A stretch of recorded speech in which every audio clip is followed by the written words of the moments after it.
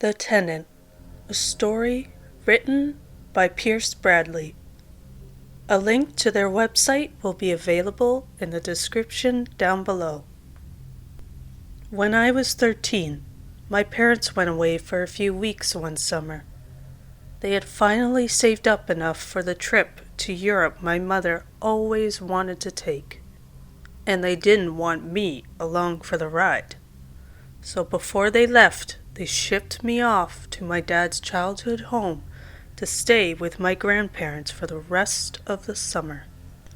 My grandparents owned a ranch along the stretch of the Unitas that reached into Utah, and it was the same ranch that my father had worked when he was my age under the direction of my grandpa. It was also the same ranch that I found myself on the doorstep of one warm summer evening. The ranch house had a hallmark look and feel of a mountain cabin, and anyone who's been to one knows what I mean. This was fitting, considering that the expansive property extended into the Utah mountains themselves, with the ranch house resting picturesquely on the foothills. My grandparents used to use the property to raise some cattle, but nowadays they were retired and the cattle were gone. All that was left of the animals were a couple of old horses that they couldn't bring themselves to sell. As I stood on the porch of the ranch house, I could hear those old horses whinnying to each other in the fields. I buzzed the doorbell again. My parents were late to their flight, so they had just dropped me off. But they said my grandparents were expecting me. I knew it took old people longer to get to the door, but my grandparents were in good shape from their days of working on the ranch, and it had been longer than one would expect normally.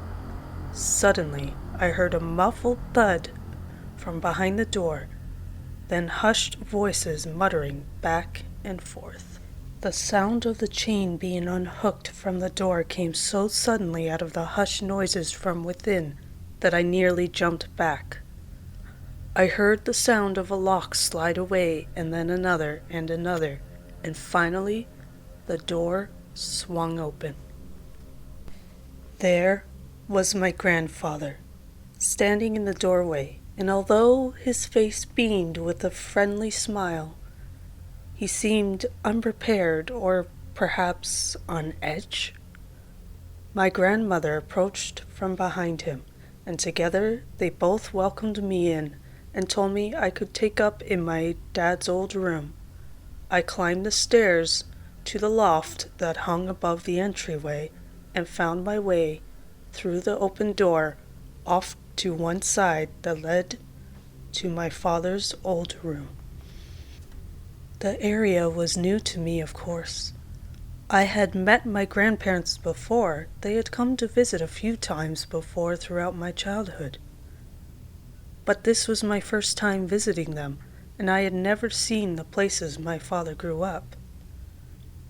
Of course, it had been thoroughly cleaned out, and all of the boyhood items had been removed, but there was an old bed in one corner and a desk in another. I threw my bags down and started to head back downstairs for dinner. That was when I noticed it. The door. It stood directly next to mine, between my room and the bathroom, and whatever room lied beyond shared a thin wall with mine. The door handle was much older than all the others in the house, which had all recently been replaced. Beneath the handle sat a large old-style keyhole.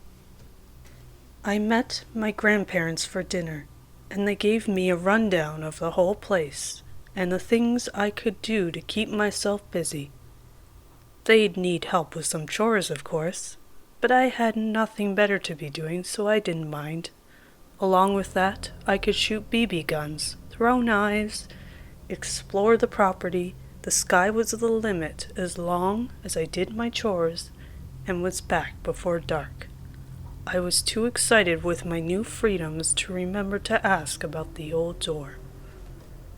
After dinner, I found an old Super Nintendo Entertainment System and a TV on the loft, and I spent the rest of the evening setting it up and playing Castlevania. There was even a stack of old tapes I could watch if I ever got bored.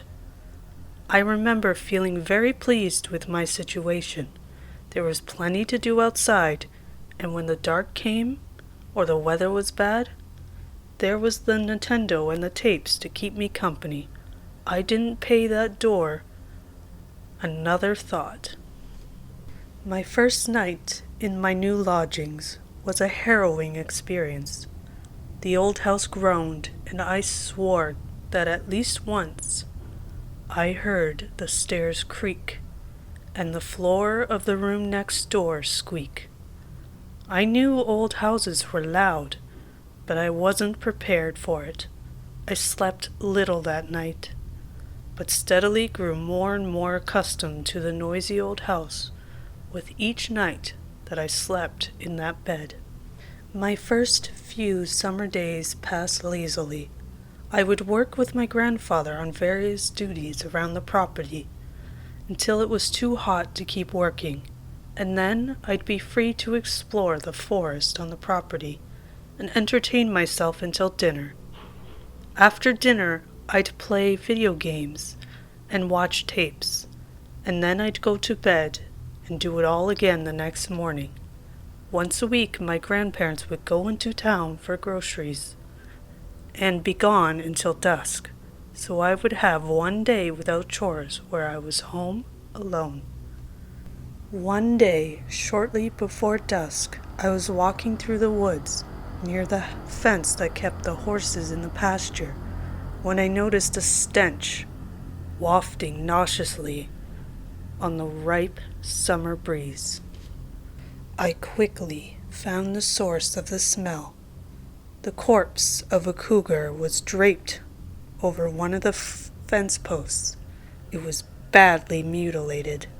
Its eyes hung from its sockets, and its abdomen had been ripped open. Its viscera swung lazily in the soft wind, painting blood all over the fence, almost touching the ground. I stumbled backwards in morbid horror, and after a moment of shock, I jumped over the fence and ran for the house. I burst in through the back door and found my grandpa reading a book in his recliner. I breathlessly explained to him what I had seen.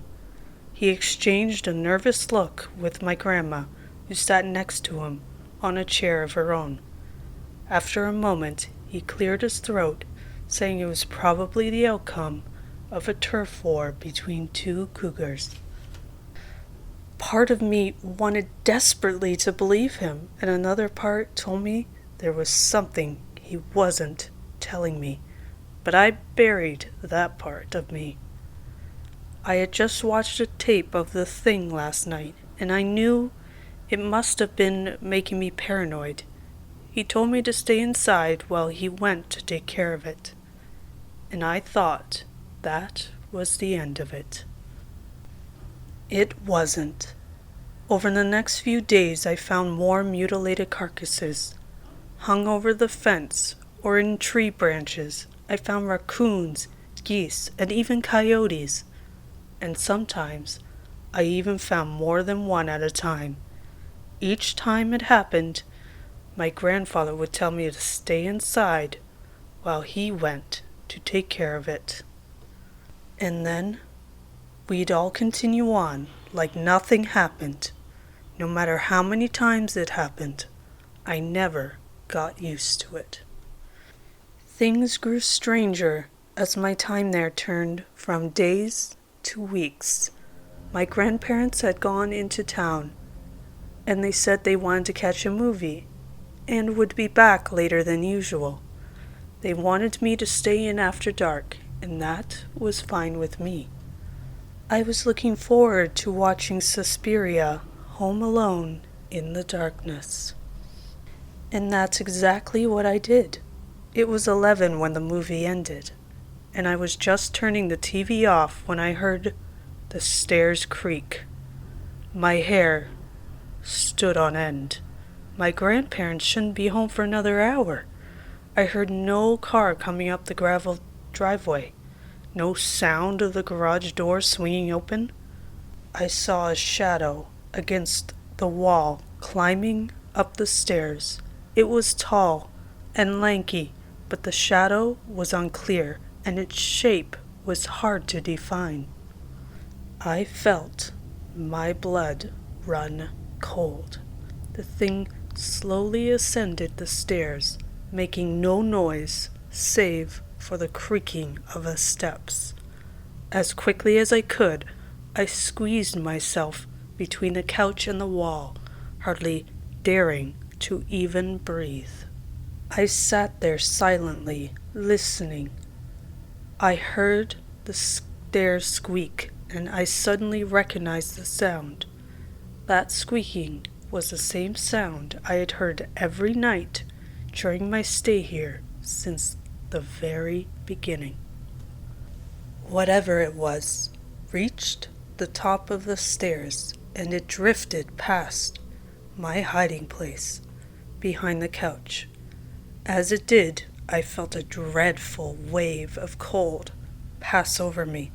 It was like a wave of misery and hopelessness, unlike anything I had ever experienced before or since. And, oh God, the thing's breaths, how slow, wet, and terrible they were, like a knife scraping against stone. I had to try very hard to stop myself from shaking out of pure fear, and I at once became aware of the tears streaming from my eyes. I heard the sound of a heavy key scrape against the lock of that old door, and it creaked open. I recognized that sound too. I heard it tens of times before, each night as I tried to sleep. I heard the sound again as the door clicked gently close. The wave of cold misery drifted away as it did, and after what seemed like an eternity, I at last heard the sound of an engine in the driveway. I didn't come out of my hiding place until I heard my grandparents' voices in the hallway.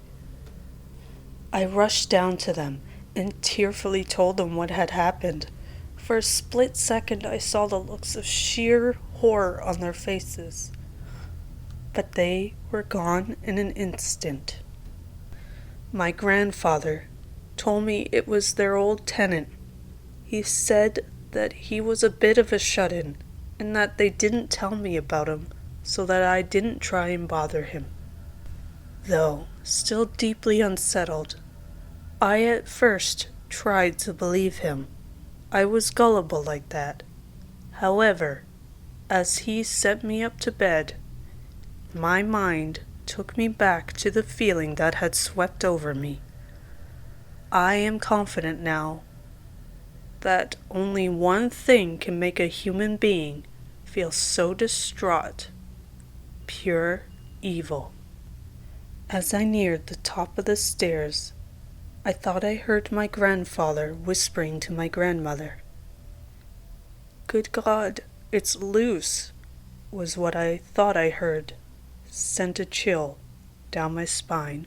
Using all the willpower I could muster, I walked past the old door and into my room.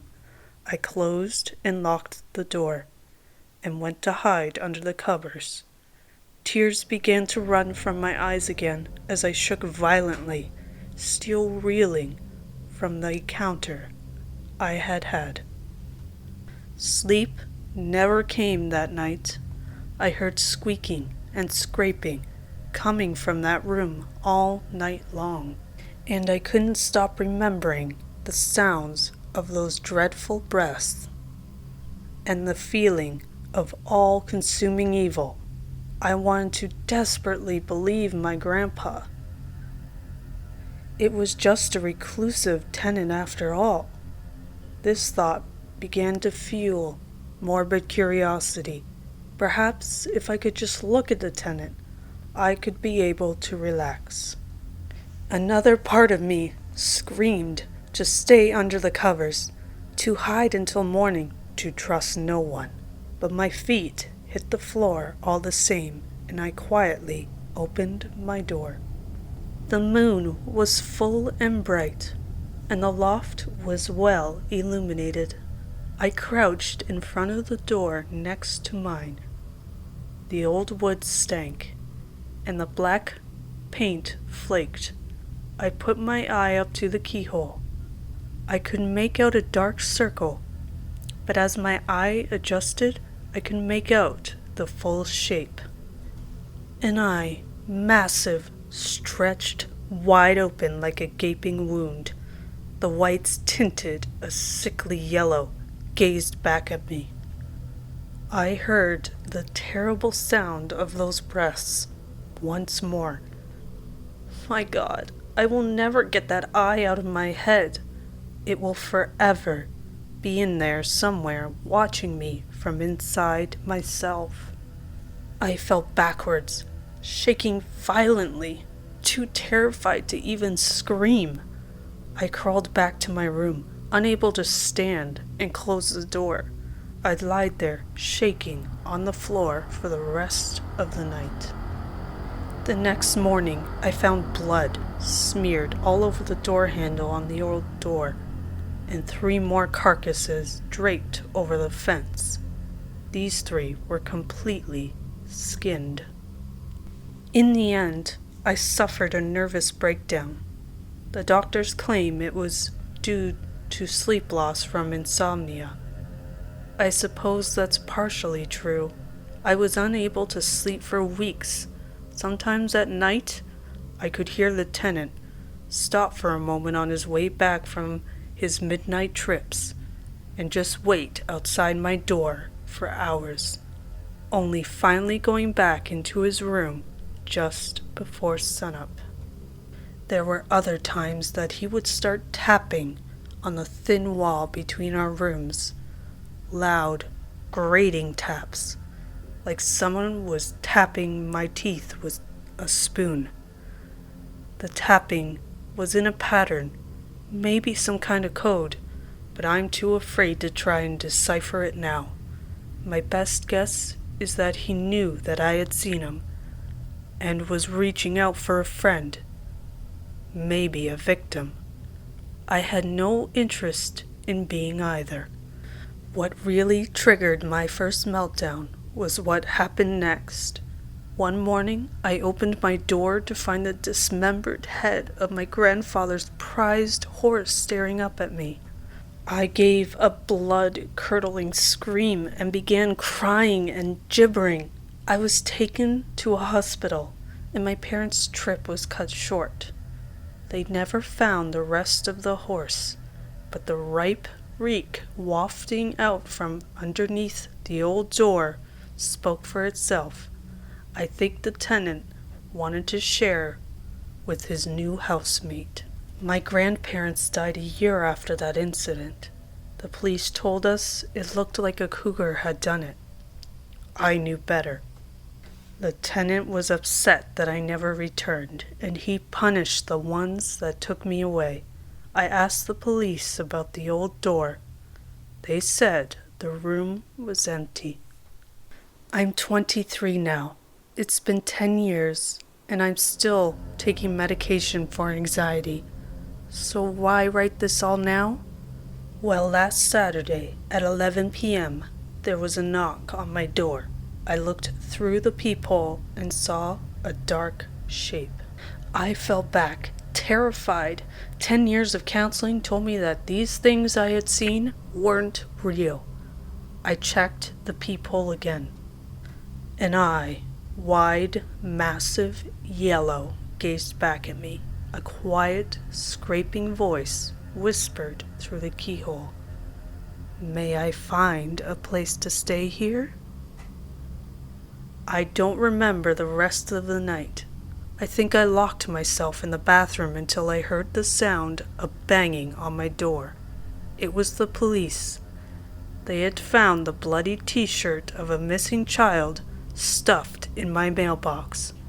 They still haven't found the child, but the ripe reek wafting from my attic speaks for itself.